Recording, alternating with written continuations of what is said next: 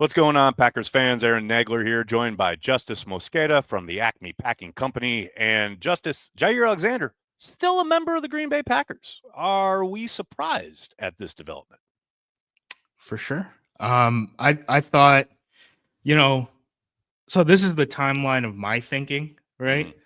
I would have thought the team would have tried to come to some sort of an agreement on a contract restructure to potentially keep him, right? I mean, he is a guy who the last 2 seasons that he played healthy, he was a all-pro type of talent, right?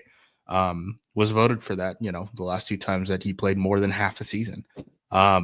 Which is 3 years ago, but right. Obviously, he's been dealing with injuries. I don't think that you want to keep him at that number. Then you had the blow up, right, at locker cleanout day, where he's talking to reporters and he's like, "Why do you guys even want to talk to me? I might not even be here next year." All that stuff. So it's like, okay, all right, I guess maybe it's not going in that direction. We get the reports that he's very obviously on the trade block. We also get the reports from the local press that basically says the Packers haven't offered him a contract restructure because he will not take a contract restructure. And now we're just sitting here waiting for all this information. Then Goot at the owners' meetings is basically, he almost gives the Mark Murphy answer about Aaron Rodgers, where it's like, yeah, well, if things that happen things that we want to happen don't happen, then yeah, Jaire will be back on the team. Right. Yeah. Right. I mean, essentially what he said is it's very odd because we still don't know. It's always very odd when you're talking about Jaire. Like that's just, that just seems to be part of the gig when you're talking about Jaire Alexander. And I feel like you and I maybe had the same reaction to the Jack Jones release by the Raiders, where that's another corner, a starter who they had tried to trade and finally cut bait, right? And I am with you as far as I thought for sure. I mean, I wasn't 100%, but I thought I strongly believed that the Packers would, quote unquote, do Jaire a solid, and if not, cut him right before the start of the new league year. I thought for sure they would let him go to market as a gesture of, look, this is the divorce. We know there's really no potential for us to recoup much on the trade market. We know you're not taking a pay cut. And it's just time for these two sides to part ways. I thought that's the way it was going to go down, but it sure feels like the Packers have kind of dug in here. And something you and I had talked about earlier this offseason, as far as there being no real trigger, right? There's no deadline in the contract. There's no bonus that's due. I think the first soft deadline is coming up, though, with the draft. I think that's the first clear demarcation line where if they're going to try and recoup and try and get something for this asset, which is what it appears they're treating him as, like this is the first kind of moment where it's like, can they salvage something out of this? Well, I think there's even a deadline before that, right? And a week from today, on April 15th, the Packers are going to start their, first phase of OTAs type of stuff, right? It's voluntary, though. I mean, he's missed that time before. He has missed that time before, but he has money that is due. That is true. That's fair. So, I mean, he might show up to town for it, right? So, I think that's something that, do you want the draft revolving around, you're going to have this event coming into town, and he, won't he, all this stuff with Jaire. Yeah, I mean, I think it's a really interesting situation. I mean, I would like to know where everything stands, but I don't know where everything stands. That is impossible to know, right? That's the tricky part. Because the Packers cannot look at his deal as simultaneously unvaluable to them to keep on the roster in 2025. Right. And hope to recoup value, which is what Goot said. Brian talked about, it's point blank, like, which I was an investment. Like, I was surprised he actually said that out loud. Yeah, so I think now I'm inching toward, like, maybe Jaw isn't super happy with the situation, and the Packers might just keep him, which is kind of interesting, right? Like, Jaw is a guy who, everyone saw the video of him working out with Xavier McKinney earlier this Right. offseason. He hit up Nate Hobbs and congratulated him when he signed with the Packers, all that stuff. I think all options are on the table at this point because I can't get a clear read on the situation. It just is, everything is too funky. Everything is too weird. Nothing is There's nothing rational certain. at Well, this point. even to your point about, he could play hardball, so to speak, right, and threaten to show up and say, I'm going to get my money. Although he, like I said before, he's eschewed that before, as no question. But I do think there's a decent relationship, and to the point where Brian name-checked the agent. He name-checked John Thornton when he was talking at the owners' meeting, right? And that's the first time he's done that. As far as we are in constant contact, we're talking every week. I think that relationship is really good between GM and agent. I do think where the issue lies is with the player and the coaching staff. And so maybe time passing, everybody settles down a little bit. Maybe there is a come to Jesus sort of moment this offseason. I don't think we've hit it yet, but especially after the draft, if the Packers aren't able to get something for him, maybe they let that ride into the offseason and there is a cooling of heads, so to speak, and okay, can we make this work?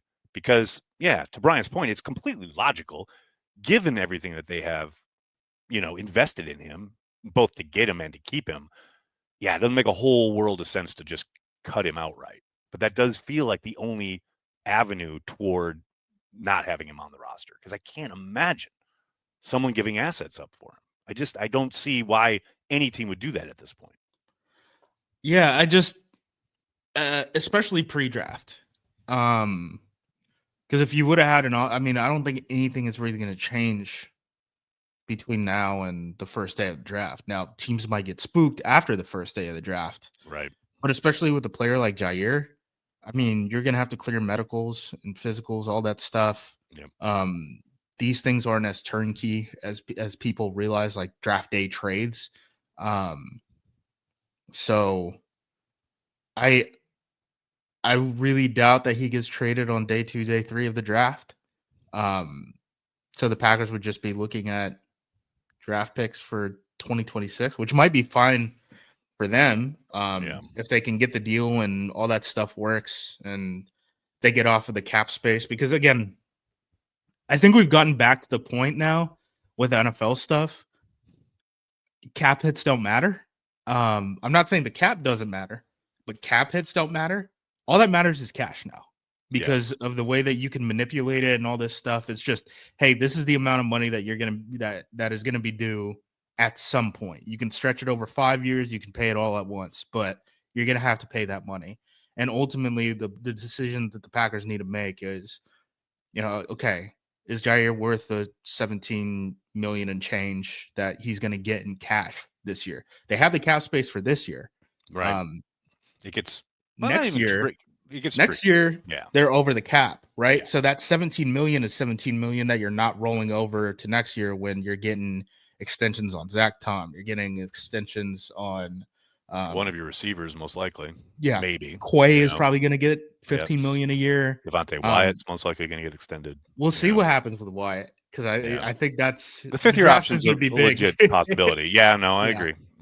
The draft is going to be big for the D tackle market, but to your point, the cap space thing is important or the cap hit thing is important because it's I was just thinking right when you said that. Remember even 10 years ago when we talked about keeping dead money or just dead money on the cap, right? Mm-hmm. It was like this completely toxic thing. Now it's really almost the cost of doing business in the NFL. Like if you're going to contend, yes. Exactly. Like there's going to be teams that are manipulating the cap. So if you don't want to keep pace with them, that's fine. But why should you be a title contender? Right? Like there's going to be no excuse because at least one team is going to be going. Look at the Eagles. The Eagles they just got their prize and now they've completely, changed their roster or in the process of. Yeah, no doubt. No question. So the Jaire thing, and then the other thing you talked about was the possibility of some kind of contract negotiation and or restructure or what have you. Again, I come back to the GM and agent seem to have a really good relationship. And the fact that we keep getting reports that not only, would he not, they're not going to ask because they know he won't, which sounds like, Brian and John have probably talked about this at some point, and they've pretty much mutually agreed, yeah, we understand you're not going to take any kind of pay cut. So it feels like that should be the easy kind of avenue here, but it just doesn't feel like either team or player are like down for that. And it comes back to, I look at it like as from two sides, like trying to analyze the situation. I'm like, well, you try to get some form, et cetera, blah, blah, blah. But as a fan, I keep going back to what I always talked about when people were trying to cut guys who were hurt in the past, when I'm like, you don't get better by getting rid of good players. And the frustrating part about Jaire, man, when he's on the field, he's a good player. He's just not on the field nearly enough, or hasn't been for the last 2 years, right? So I don't know if you're the Packers, where, man, the longer this goes, again, it seems to make a whole hell of a lot more sense to try and come to some kind of understanding and getting him back in the fold, because they are a better team if he's on the roster. I don't think there's any question there. I'm with you. I just think, again, I don't know if they're willing to pay the money. And that's a tough position to be in, right? If you're Goot and you're like, I don't want to pay the money, but I also don't want to let this guy go. And then the player is like, well, if I'm going to have to prove myself again and all these things, I'd rather do it elsewhere. Yep. What kind of a position does that put you in as a general manager, and what kind of decisions do you make? Because I agree with you where, the most sensible thing to me is contract restructure. And maybe you built it off of per game active bonuses and stuff like that. But apparently that's off the table. So then what do you do? I mean, this is a pretty unique situation, right? The Packers contract structures are like this across the board. If you look at their extensions, right? People famously talk about, Packers are going to sign guys to 4-year deals when everyone else is signing free agents to 3-year deals. They're only going to give you guarantees in the form of a signing bonus outside of Jordan Love, right? They'll do it for the quarterback. Yep. Love and Rodgers are the only two that have not been beholden to that. But yes, everyone else, you're getting even Devontae Adams, which is what precipitated the trade, right? Like they draw that line, no doubt. Yeah.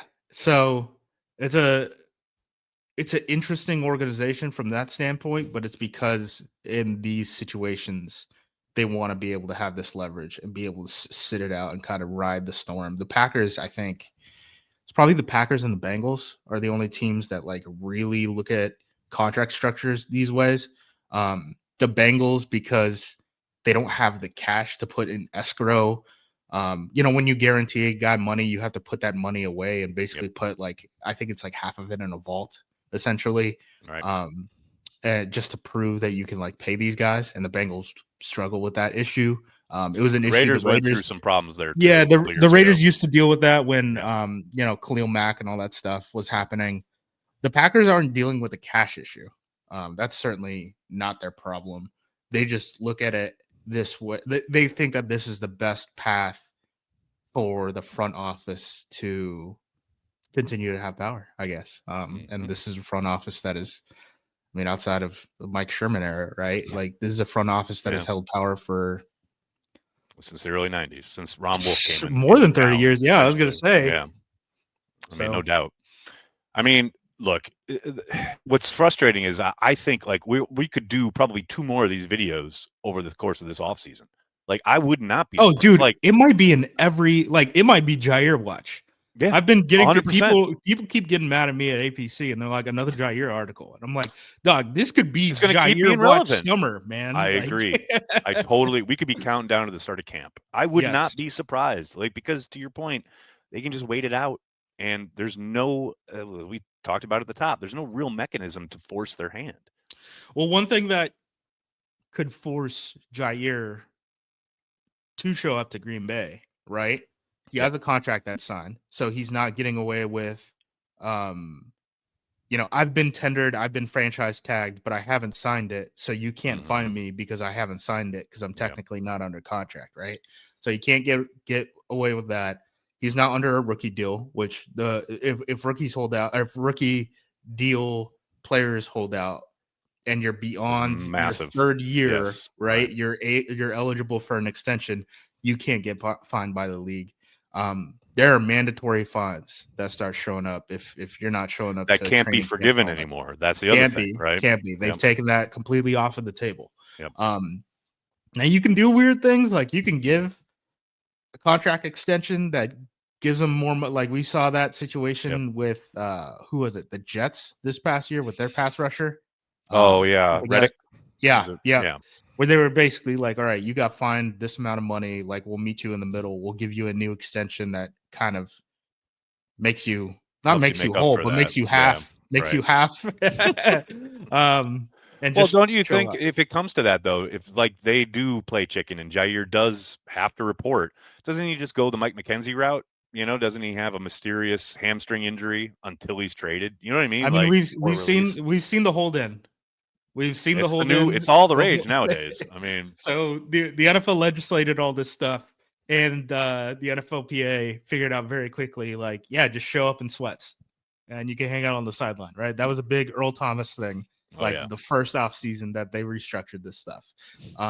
So yeah, I mean, again, we could be Jaire. I mean, didn't there were times when Love did something he did it similar to last that, summer. right? Yeah. Yeah. Where I mean, like he's just showing up in that was sweats. literally a But, contract thing though, where he was like, "It's not right, done yet, and I'm not participating until it's done." I mean, right, everybody was on right. the same page there. Like this, I don't think Yeah. that would occur with Jaire, but No. yes, it has occurred in Green Bay very recently, no doubt about Yeah. it. But that's where I think this is headed. I really do. Like it's It just there's not a clear way out, and based off of everyone's actions, right? I mean, I guess the only thing that makes sense to me, sitting here I'm in Portland, Oregon. It's a very right far away place from Green Bay, from Green Bay, Wisconsin. Wisconsin, no doubt. The thing that makes sense to me is Packers saying, okay, let's work on a restructure. Crap, that's off the table. Okay, let's go to the trade market. No one is biting. I guess we'll just keep Jaire because we don't want to give him away for free. And then Jaire's camp essentially being like, well, if I wanted to restart, get fresh eyes, any sort of like that thing, I'd rather do it with someone else. So the Packers are forced into a situation where it's like, do you just flat out cut Jaire for nothing, or do you keep him at the money? And which route do you want to choose? And does he go the disruption route? You know, and you're the one you were always talking about this, right? Good. That's what the players that's their one lever that they can pull, you know? Oh yeah. Show up to camp and be a pain in the ass. I really, as odd of a guy, like Jaire's an odd cat. No I'm doubt. not gonna deny And that. I love right? him Like for it. he's the guy who will hang out in Green Bay for the entire offseason, and then when there's voluntary workouts, he's gone. Go traveling. Yeah, because he's like, I like it when it's quiet. Like Right. I don't like when there's a lot of people around. Exactly. He's a little bit of an odd dude, right? Mm-hmm. I don't think we've ever seen him malicious. I think we've seen him That's fair. frustrated when he gets injured in practice because Alex Magoo is playing practice squad receiver and he's going up for a jump ball and he ends up injuring Jaire, and Jaire is like, the hell was that? Yeah. I think we've seen him frustrated at the end of the year when, maybe his exit interview probably didn't go the best way with the coaching staff. He comes out and he's like, I don't even know if I'm going to be here next year, all that stuff. But I don't think we've ever seen him malicious. So I don't know if that's the route that he would go. I mean, he's working out with Packers right now. Yeah, He's hitting up free agent signings. Like, if you wanted to drop how to keep a $17 million payday when you probably were on the chopping block, I mean, this is kind of the route that you'd go. The way to go about it, no doubt. So, well, like I said, we'll be back here probably post-draft, a few weeks, maybe a month after the draft, probably talking about Jaire Watch. So I'm looking forward to that. And I'm always looking forward to checking out Justis's work at ACME Packing Company. Do so. There's a link in the description of this video for you to do it out there. Make sure you're supporting his work there and everywhere he pontificates about the green and gold. Justis, thanks so much, man. Yeah, whenever you need me.